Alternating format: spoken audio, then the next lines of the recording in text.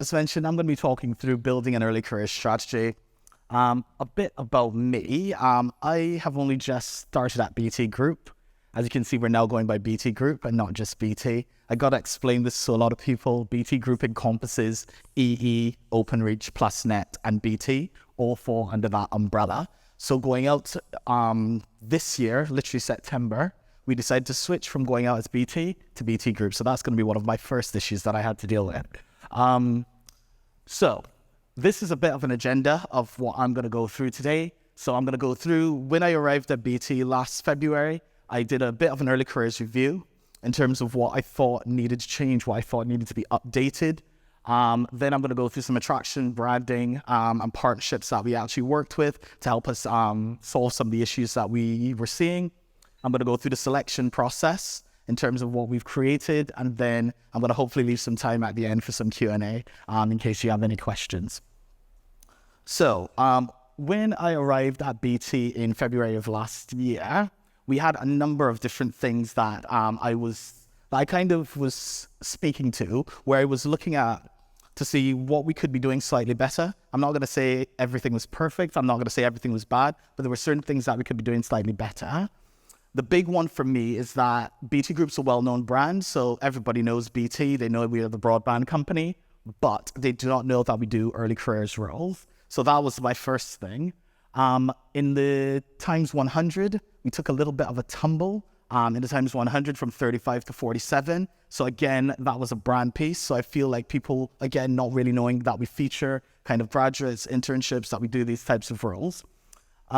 We also took a little bit of a tumble in Rate My Apprenticeships. We were at number 8 the previous year, and we fell backwards to number 26 last year. So again, not actually engaging our internal talent, or sorry, internal candidates, and making sure that they feel valued as well. We were running up to 100 assessment centers a year, which was running my team ragged, was having the business really, really tired. And everybody was complaining, we're running too many of these. We don't have the time to do all of these. The diversity of our application and offers was not as high as I would like it to be. I know we're trying to be a bit of a tech company here at BT. The diversity wasn't as ideal as I would have liked to see it. And the business unit complained about the lack of quality of candidates as well coming through. But I think everybody kind of sees that regardless of what company you're working for. And then finally, BT Group was still holding on to that 2-1 criteria. They still felt it was necessary to keep the quality up. So what I did first for attraction and branding is looked at that, revamp the branding material, basically. I'm going to show you some pictures of the branding material on the next slide, but I revamped the branding material. So we were changing to BT Group from BT. So I said this is a great opportunity to kind of feature more of the people that we kind of have within the business in our branding material, talking about their experiences. And that was a big thing that I did kind of around branding. Around the university piece, we were only going out to 18 universities right across the country. I said that's the reason that we're struggling to get applications. That's the reason we're struggling to get quality applications. So I said we've got to expand first before we reduce. So I looked at a number of different things around universities in terms of which ones we should target. So I looked at the HESA data, so Higher Education Statistical Analysis data. It's online. It tells you literally the diversity at every single university right across the country. So you can look at those universities and say, I want to go to the universities that have a higher population of females. I want to go to the universities that have a higher population of Black heritage candidates. In addition to that, I looked at what universities were getting applications and hires from throughout the business. So obviously saying, let's have a look at these universities and we add those into the mix. I looked at the best universities for STEM students. So a lot of our business here still require that STEM background for some of our roles. So I looked at a lot of universities that do really, really well for STEM.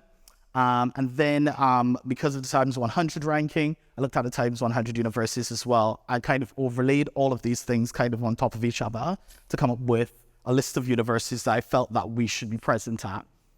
In addition to that universities piece, I kind of targeted any university that was, I know this was the first year that everybody was again back out on campus doing careers fairs. So I said, BT wants to be seen as a tech company. So any tech careers fair right across the country at any of these universities, BT was the headline sponsor for that, so that we weren't just at the careers fair, we're also on the banner of the careers fair as well. And then I added a couple of strategic partnerships to kind of look at that diversity as well. So the big one up there is British University and College Sport. Every single student that attends university and does sport at university has to sign up through Bucks. So it was almost like a little bit of a subliminal messaging piece that I did around that, where it was kind of like we sponsored their athletics championship and we sponsored their basketball league. It meant that our name was kind of attached to everything that went out about both of those various things. The great thing that we had last year is we had the Commonwealth Games. A lot of the students that would have attended the athletics championship last year competed for Great Britain in the Commonwealth Games when they're featured on the BBC, BT's logos across their chest. So it's just a nice little thing to just kind of get our brand out there a little bit more. Young Diverse World Changers was a Black Heritage partnership that I work with. We planned 3 big events across our strategic offices. So Manchester, Birmingham, and London, all for Black Heritage students. They came along so we could talk to them about the opportunities that we currently have available and give them a bit more of an insight into BT. They got to meet with some of our graduates, got to meet with some of our senior leaders, and they were really successful. We ended up seeing probably 600 Black Heritage students right across the country at those events. And then in the apprenticeship space, I instituted Young Professionals, which is a really, really big company in that school space. And they do a number of different events, multi-employer events. They do specific events per locations as well. I did the same thing with them where I targeted a few events in our hub offices, but I also sponsored 2 of their diversity-led events. So they had a Black Future Leaders events and a Females of the Future event, both held in Leicester Square, in the View Cinema in Leicester Square.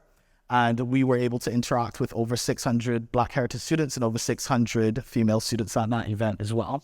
And then finally, I've opened some of our internships to 10,000 Black interns. So we're taking on 60 of them this year, hopefully to feed into some of our pipelines kind of moving forward.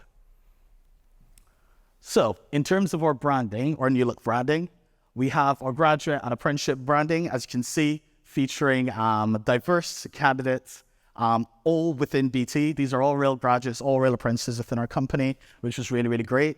I think Derek mentioned it earlier. When I put out the call to our graduates and apprentices who wants to feature in this campaign, all of these guys volunteered. It wasn't me kind of having to research and find these people. They want to be the representation that they didn't see when they were looking for these opportunities.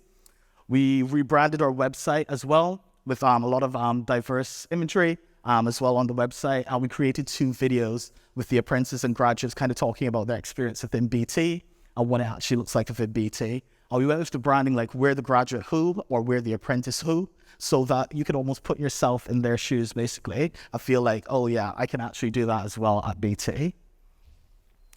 Here are a few of our attraction events that we did. So over there is one of the female events that we held in Leicester Square in the View Cinema. We got one of our senior leaders on the panel there to kind of talk about her experience. We got some careers fairs we went along to. In the third panel, we got our Black Heritage events that we did in Birmingham and London, which were really, really well attended and really, really engaged students. And then over here, we got some more apprenticeship and the school leaver events and some of our branding out at the events as well. Now, I know I mentioned a few of the partnerships. So the 2 on that side are Young Professionals. The other thing I wanted to do around that diversity angle is I wanted to, again, I kept on saying, I just want to get BT's name out there as much as possible. So we sponsored National Student Pride. We were the gold level sponsor under EY and Clifford Chance and National Student Pride. In the apprenticeship space, I said I wanted to be out in awards. I know the Multicultural Apprenticeship Awards really, really well. So we sponsored a category at that award. So we weren't just shortlisted for awards, we were actually a category sponsor as well. So again, we're featured in that space of more diverse students. Bright Network internship experience. We did that as well during the summer, right before we launched our vacancies to start to get students a little bit more excited about it. Headline sponsor Athletics Championship. And then this was one of the careers fairs that we actually sponsored as well. So these were some of the partnerships that we kind of worked with kind of in the attraction space to, again, bring about more students and more visibility actually seeing us, but more putting us in front of more diverse audiences than we probably were in front of before. So in terms of the selection process, I revamped the selection process as well. So we had an all new selection process with SHL, who's kind of our assessment partner, kind of designed our assessment material.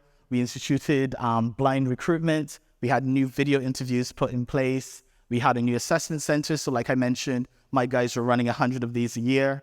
I increased the assessment center size from 12 to 48.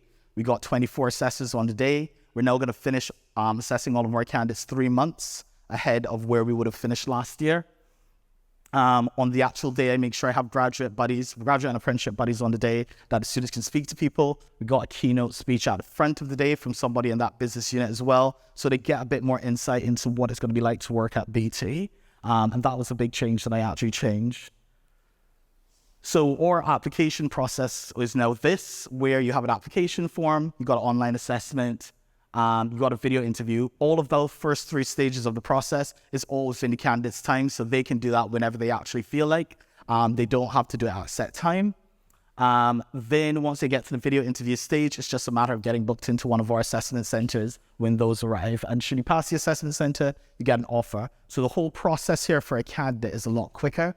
I say if a candidate applies today, like right now, they could be at the video interview stage by the end of tonight, depending on how quickly they actually want to do it. So these were the assessment centers that I kind of described with the 24 assessors, split into 2 groups of 12 assessors. You have each assessor will complete 6 different exercises. Each assessor will assess twice throughout the day, so they'll assess 6 candidates each throughout the day. I was very, very intense on them. They did complain a little bit about that, but I think they like the fact that they're kind of getting through more candidates throughout the day. We're using TopScore as our actual assessment platform, which is really, really good because it's very, very intuitive. All of our assessment materials on TopScore, all of the video interviews, everything takes place on TopScore. So the candidate gets a link to TopScore, they dial in, the assessor will dial into TopScore, and you don't actually have to move off that platform at all while you're actually doing the assessments, which is really, really good from a candidate experience as well and an engagement perspective. During the assessment centers, I was talking to my table over there a bit earlier about I pulled the wash-up out of my assessment centers. So I know like the wash-up at the end of assessment center, you're kind of looking just to make sure if there's any bias that's kind of creeping in throughout the day.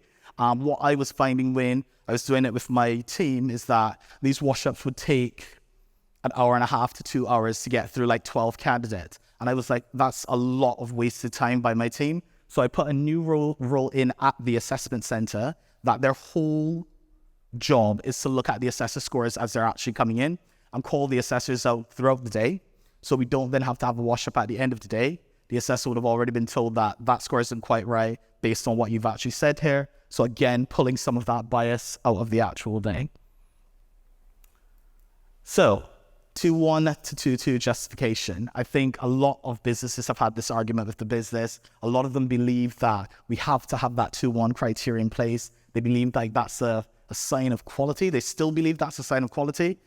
BT had put in this argument before and it was rejected by a couple of the business units. They said they still wanted 2-1 in place. So what I did is I did a bit of research myself. So when I started doing research, I had to go straight back to how schooling is actually seen in this country. So little things, not even little things, quite big things. Black heritage candidates at school are continually in the lower sets of their school when they're actually at school. So then when they get to sixth form, if they decide to go to sixth form, and they do their A-levels or they do whatever they want to do, and then they get into university, when you get to university, 1% of lecturers at university are Black heritage. So then they get into a place where they don't feel comfortable. I know Derek spoke a lot about it. They get into a place where they don't feel comfortable, and then we expect them to achieve a 2-1 degree at the end of that. So what I then saw is that you then get last year, and all these stats are available online. Last year, 85% of white candidates achieved the 2-1 and above, compared to 65% of Black heritage candidates receiving the 2-1 and above. And that literally starts from school age. So I presented that to our senior leaders, and our senior leaders agreed with me and thought that, yes, we should drop it. I wanted to get rid of it completely, but little steps at a time. So we've dropped it to a 2-2, which encompasses a lot more diverse candidates obviously coming through the process. So what has this done, all of this strategy done for me in terms of our applications? In terms of applications, we're 15% up in terms of application numbers year on year. Have 16.8% of our applications are from Black heritage students, compared to 10% in 2022. We got 30.1% of our applications are from female applicants, compared to 22% in 2022. And 64.8% of our applicants are from ethnically diverse candidates, compared to 49% in 2022. And as of right now, we've already surpassed the total number of applications for Black heritage and female applicants than we saw for all of last year. We're only in, well, that was sent to January, but we're only in March right now, and we're still recruiting. In terms of the selection process, it reduced the number of assessment centers that we saw from over 100 to 32 assessment centers right across all business units. My early careers team now have more time to be more strategic with the business for their needs and everything that they require. They can focus a bit more on the attraction strategy for their particular business areas to make sure that's more unique. And they can work on more of a keep warm strategy when it comes to candidates, because we offer these candidates in September. There's then a year before they're actually due to start with us. So we just want to make sure to keep warm. Can't get my words out. Keep warm is as good as everything else. And then finally, demand on the business units is less onerous. So they're seeing it that it's less onerous because they're not doing it for months and months of the year. They're seeing more candidates. They're seeing the offers coming through. They're seeing the diversity coming through as well, which is really, really good. So then from the assessment centers, we did an adverse impact analysis on our process, our whole process. So the online assessment, the video interview, and the assessment center. We're literally seeing no adverse impact through our entire process. And that's based on the 4/5 rule. So that's really, really good. And the feedback from both assessors and candidates is that it's one of the quickest processes that they ever get through, which is really, really good from my perspective. So the candidates like it, the assessors like it. So I'm just seeing an all-round positive impact. So our offers, we've only made 183 of our offers so far this year, but we are currently averaging 10% Black heritage offers compared to 8%. So a little bit up. I'd like that to be higher, but we're not finished as yet. 46.4% are going to ethnically diverse candidates, which is really good compared to 39% last year. We're on 37.2% female compared to 32% last year. So we've actually gone up by about 5% in terms of our female applications. I always say we're not expecting 50-50. I'm quite honest with the business that we are a tech company. Most of our roles are STEM backgrounds. So anything between 30 and about 42%, I think 35 and 42%, I think is a win for me. So now that we're now sitting in that range, that's where I want to continue to grow from. And then finally, we had a few awards that we did. So we did the Multicultural Apprenticeship Awards last year. And I had 3 of my apprentices actually win awards at the Multicultural Apprenticeship Awards, which was really, really good. Again, this was something that we could shout about and talk about and say, these are the types of things that our apprentices are actually doing. These are the types of things that our diverse apprentices are actually doing.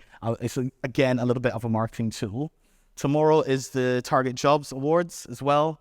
We got 2 of our graduates shortlisted at the awards. When I was there last year, I said, I want BT to have a table at this awards next year. And now we have a table at the awards. So 2 of our graduates are shortlisted in the Rising Star category.